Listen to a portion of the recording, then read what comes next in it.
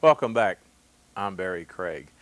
My guest today has been a frequent visitor to our neck of the woods. Heretofore, I have identified him as the college's political guru. I'm going to have to change the title a bit to call him Paducah City Commissioner dash political guru. Gerald Watkins, welcome to the program. Thank you, Professor. I'm honored to be on the same television show with you as usual. This is the most watched TV program in West Kentucky. No comment. Commissioner-elect, how does it feel?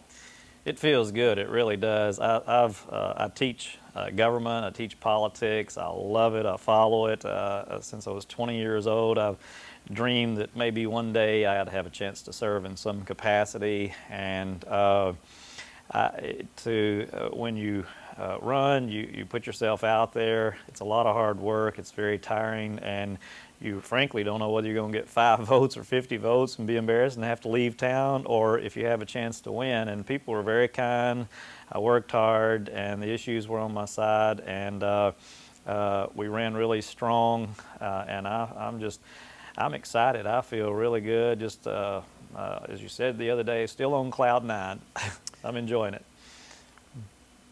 Joining you on the commission will be 2 incumbents, Robert Coleman, who was Mayor Pro Tem this time. He was. And Buzz Smith, and you and Gail Kaler. How will that new mix work on the council? I'm proud of it and excited. People, I think, clearly wanted a change. Robert Coleman has always run strong, and he always took a commonsensical approach from a middle-class person's viewpoint, and has a lot of wisdom, and people appreciated his stand and his positions on the issues. So we all felt like he was going to be Mayor Pro Tem, and he deserves to be. This is his 30th year on the Paducah City Commission. And so we got a very diverse commission and a lot of good people who will work hard.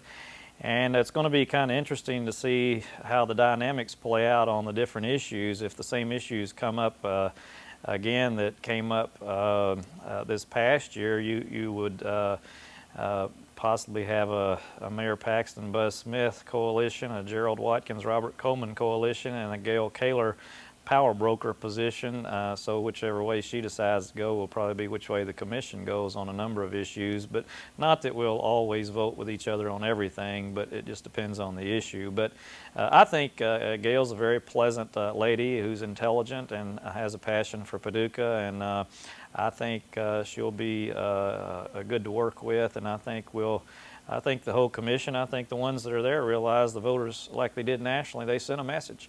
And hopefully we'll be able to work together for the good of the city, and I look forward to it. What are the 2 or 3 biggest issues out there, you see? Well, I think the number one issue, and the number one issue in the campaign, was the issue dealing with the firefighters. We have 2 lawsuits here now because of basically the way the firefighters were treated concerning their overtime, and the negotiation for their contracts, and not giving them a pay raise like they did all the other city employees.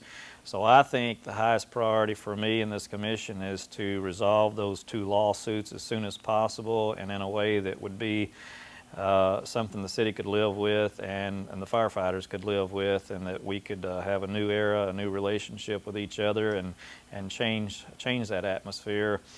I think number 2, we need to look at the budget. A lot of people are upset about the number of out-of-town consultants and the amount of money that's being spent and what they are recommending. And I think we need to look at that budget and maybe reprioritize our expenditures. I think people are interested in keeping the flood wall intact, so whatever the Riverfront Commission recommends, there are a lot of things we can do to improve the riverfront and to bring people into Paducah and spend that money wisely that we have.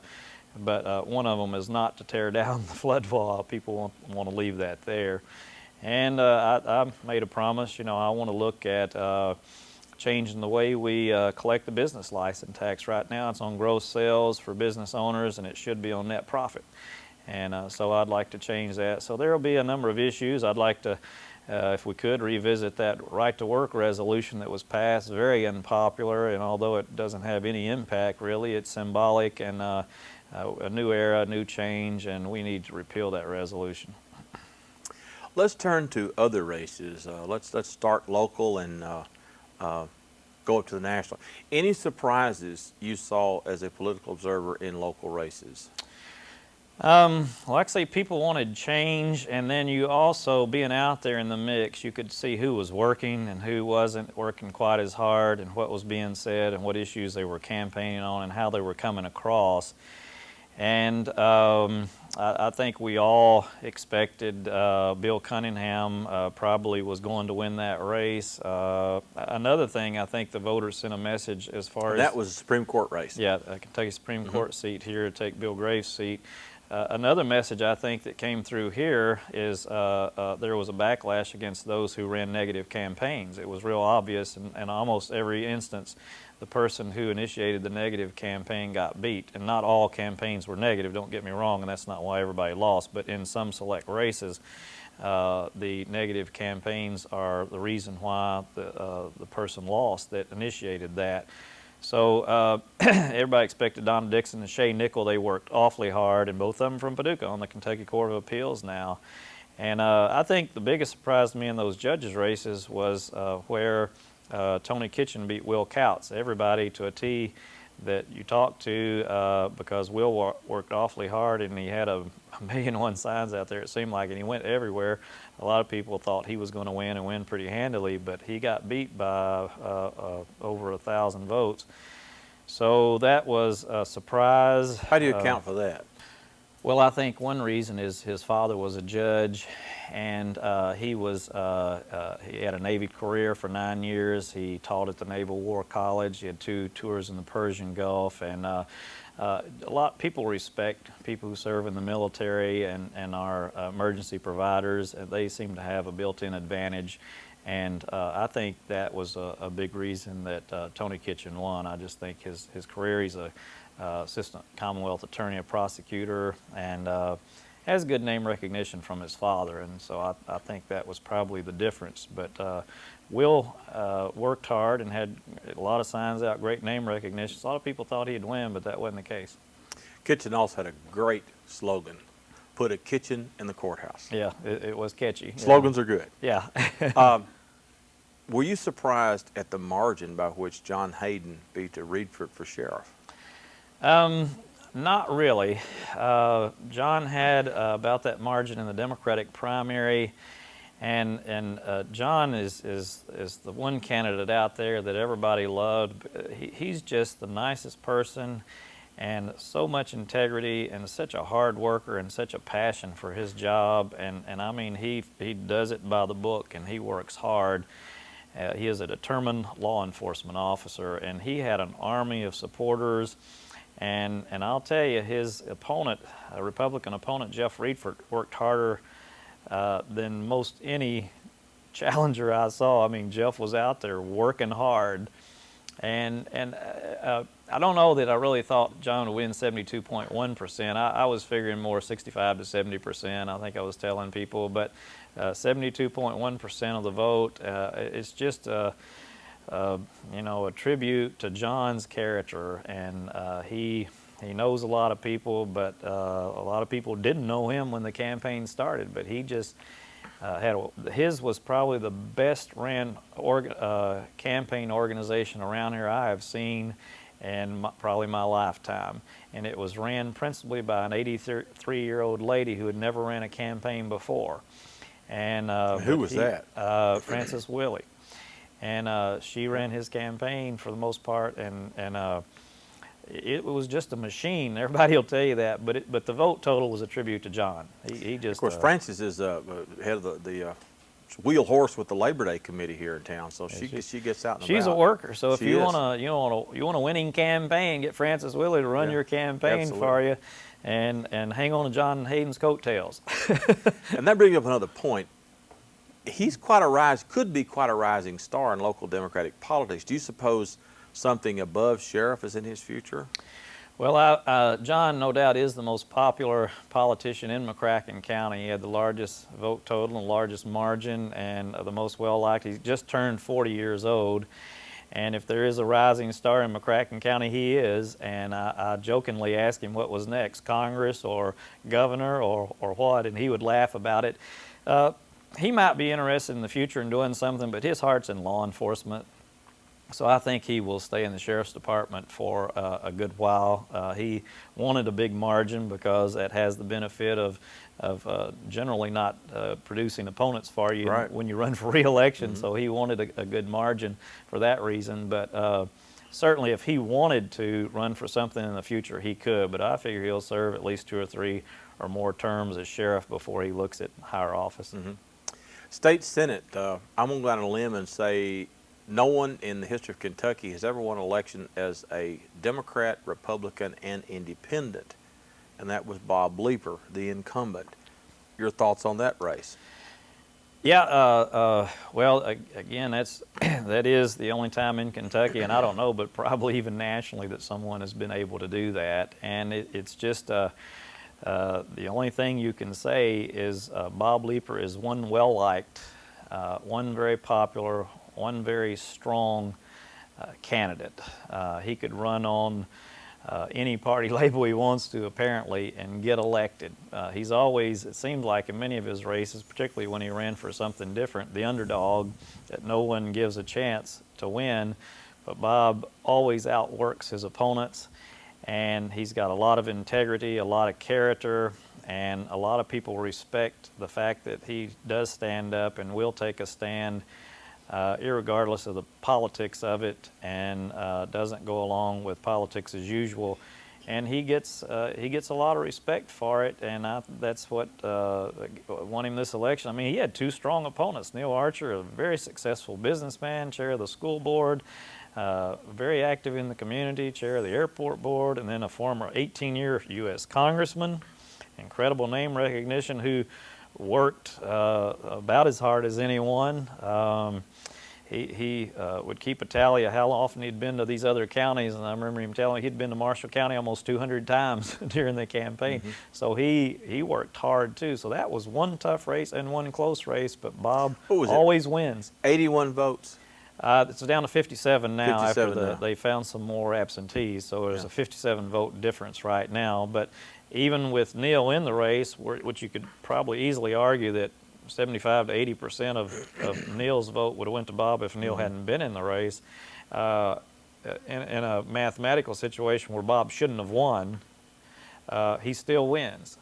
So, and I think people who watched that election, obviously, Leeper and Archer were going to split the Republican vote, because didn't a lot of local Republicans back Leeper anyway, at least quietly? yeah, he had some former Republican Party chairmen backing him, and yeah, they didn't come out in the forefront. Some of them did, one of them did, and backed him, but he also had some former Democratic Party chairman backing him too. But principally his support comes from Republicans, conservative Democrats, and so a lot of the Republicans didn't actually vote for their party nominee. Do you think in the end that Congressman Hubbard's felony conviction maybe cost him this election?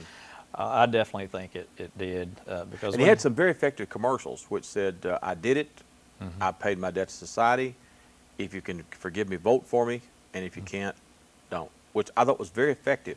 But in the end, it was effective, and generally speaking, Americans are forgiving people. We're not going to hold a grudge. You pay your dues, you admit you made a mistake, and you rectify, and you clean up your act. People forgive, and Congressman Hubbard's done that. He's been a very active, contributing member of this community, and it was a very effective commercial. But I think it did. When he was in Congress, that's what got him beat. I mean, he would have been there for a lifetime if he hadn't have... well, toward the end of the campaign, Archer really started hammering on that, didn't he? Well, the Republican Party did. Or the Republican Party. Archer was going after Bob Leeper on the issue of leadership, and he was hitting Bob hard. It wasn't negative attack oriented, but he was pressing him hard on the leadership issue.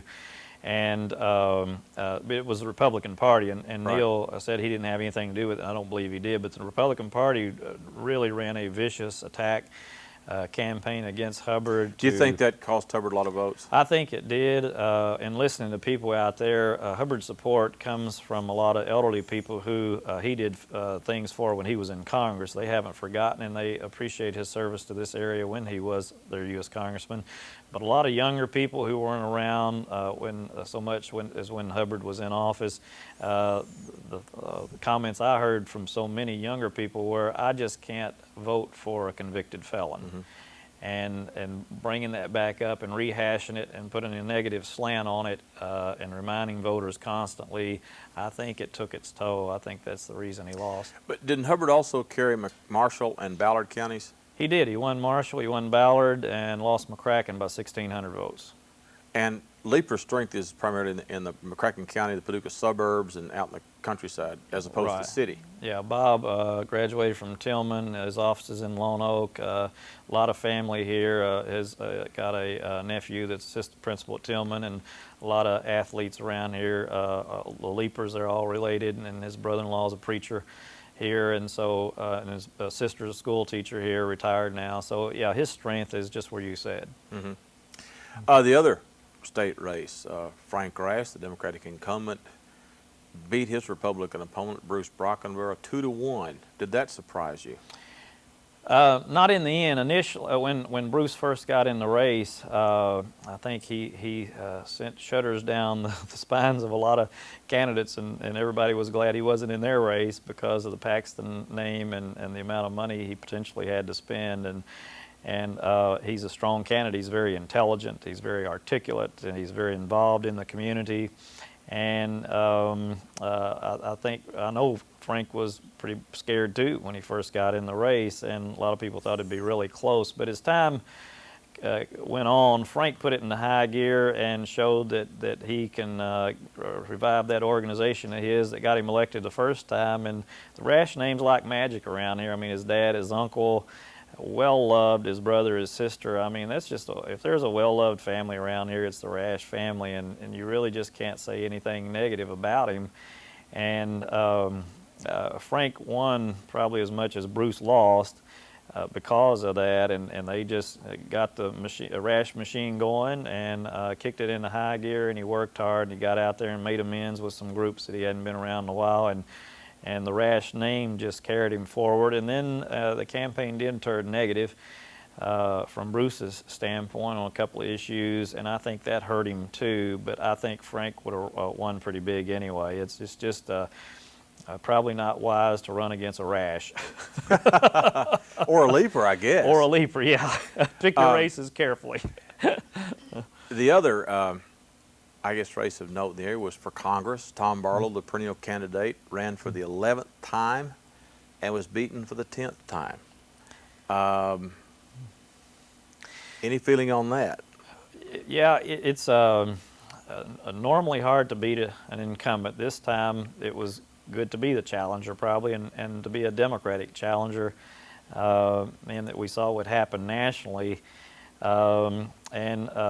Whitfield was running a little bit scared and a little nervous. Because he started the attack ads, and Yeah. that's usually a sign that you're a little concerned when you start.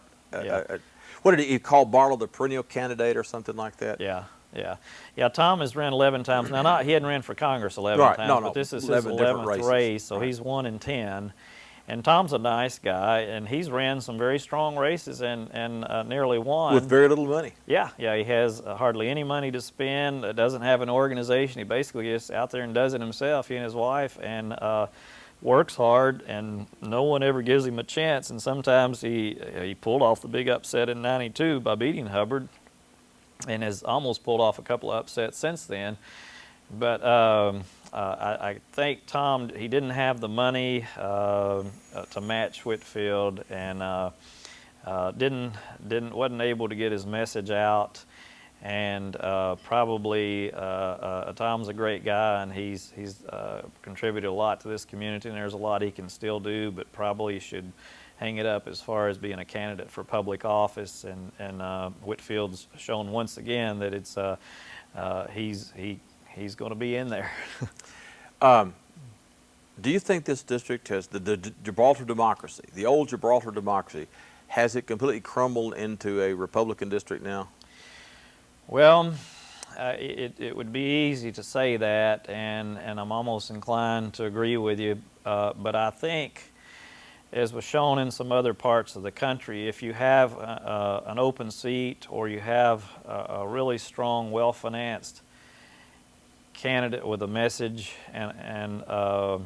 and they work hard, that in some conservative parts of the country like Western Kentucky, I mean, we're traditionally Democratic, but we're traditional and conservative, and the Republicans have been winning on those national issues, but this time the issues were against the Republicans and in favor of the Democrats. So I think a center-right, moderate conservative, attractive Democratic candidate who has a message and can communicate that and has the money to communicate it in an open seat could win that race over the Republican. What fascinates me about that from a historical perspective, when Gerald Hubbard was in Congress, he would roll up huge victories either over token Republican candidates or no Republicans at all. Now it looks like the Democrats are failing to field serious candidates. Before Barlow was this Billy Cartwright, which you were calling it was Hoss, Little Joe, and Adam and Billy, and that's and then along comes Tom Barlow, and everyone says, well, here's Tom. It's the perennial candidate. Where are the Democrats in the 1st District to challenge this man? I think he's beaten all of them at this point, and when Ed Whitfield retires, if he ever does, or seeks another office, you'll have to search around for another candidate like a John Hayden or somebody, maybe one of these new city commission candidates, or somebody to run for that office. Excuse me, what was that? Oh, just throwing that out. Just, hypothetical. Robert Coleman or somebody like that. Oh, yeah, okay, yeah. So basically what you're saying, if we get back to seriousness, so Robert Coleman's who you were talking about. Yeah, okay. So basically what you're saying, as long as Whitfield wants that job, there are no Democrats you see on the horizon that can take it away from him. I don't see anybody. If we couldn't win this time, we're not going to win. To me, if a Democrat wants to challenge him and have an exercise in futility and waste their money, go for it. But I think, from my standpoint, if I were thinking about something like that, I'd wait till he moved on to something else, and then I think the Democratic nominee would have a chance to win. Let's see some other elections. Stephen Rudy, Republican, over in the what we call the river counties, which I always think that's funny because Marshall, Callaway, McCracken, they border the river too, but we're talking Ballard, Carlisle, Fulton, Hickman, returned to Republican over Tom French. Any surprise in that election? No, personalities, even though this is Stephen's first bid for re-election, and usually they're the most vulnerable at that point. We got to remember how big he beat a 20-year incumbent. His father is, most respected, Jack Rudy, and Stephen's a nice young man, and he campaigned hard. He raises a lot of money, and he had some endorsements that usually go to Democrats, such as the West Kentucky AFL-CIO. He was endorsed by the KEA, and his opponent had an excellent resume. Worked hard. Wasn't quite the speaker Stephen is, but he worked hard and he did a good job, and he's very intelligent. But the people there like Stephen, and they like the job he's done. He's taken a nonpartisan approach to a lot of issues, and kind of comes from a middle-class background, and people appreciate that. So I think he'll have that seat as long as he wants it. Other race, thinking of J.R. Gray. Beat a rematch from 2 years ago, beat Marvin Wilson again. Any thoughts on that? 2 years, that was a 587 vote difference 2 years ago, but 2 years ago Marvin Wilson had the coattails. 2 years fast forward, J.R. Gray had the coattails, and it was over a 3,000 vote margin of victory for J.R., and just what a difference 2 years makes. Well, J.R. himself said on more than one occasion that it was Bush's coattails that made that race so close, and this time, so you think maybe the national opposition to the Republicans, if you will, helped JR in this election? I think it definitely did because JR, he's a strong labor, but he's conservative on the social issues. He had the NRA endorsement, and he's pro-life, and so but he comes from a big union area, Marshall County, and JR is a nice guy. He's very effective. He's a very effective lawmaker and a quite powerful one as chair of the Labor and Industry Committee. So I definitely think the only reason, like you, that it was even close last time was because of Bush and the Republican Party's coattails. They weren't there this time around. It was a negative to be a Republican, and JR is strong. So he worked hard, and it wasn't even close. We have about 2.5 minutes left. Any other interesting local races that we've left out? Well, I think some of these judges' races really captured a lot of attention. There was a lot of money spent, and you had the race between Judge Bard Bryan, the incumbent, and Chris Hollowell was pretty interesting. Would you rate that an upset? Yeah, I would. Bard was the incumbent. He finished a little ahead of Chris in the primary, and the third person out, Mariana Halleck's, publicly endorsed Bard. Bard had the FLCIO endorsement. He worked hard, had money to spend, but I think this is one of those races where you can cross the line. And Bard's a great guy. I went to college with him, but I'm just listening to people out there, and what I was hearing from people was his last ads that went on the attack went too far, and I think they backfired against him, and I think that's the reason he got beat. So there's about 3 races out there where they were rather negative, and it backfired on them. And I think that was one of them. We have a minute left. No sooner, by the way, were these votes counted than the speculation has begun on the Kentucky governor's race. Yeah. In about 30 seconds, give us a quick rundown, and we'll come back and talk about this later. Give us a quick rundown. Didn't Greg Stonebow say by December the 1st he's going to make his call? And yeah, Barry, the governor's election next year is going to be very interesting. Even though the charges have been settled, there's still the perception that the governor is weak. Harper's, a Republican from Paducah, is already out there after him. Yeah, the incumbent governor, Ernie Fletcher's running again. Billy Harper, millionaire businessman from Paducah's out there. And he's got commercials up already. Yeah, already. He's had them before this election. Hired a nationally known consultant used in presidential campaigns. And then Ann Northup is throwing her name out there, and she's thinking, just defeated narrowly for Congress in Louisville, is thinking about challenging him.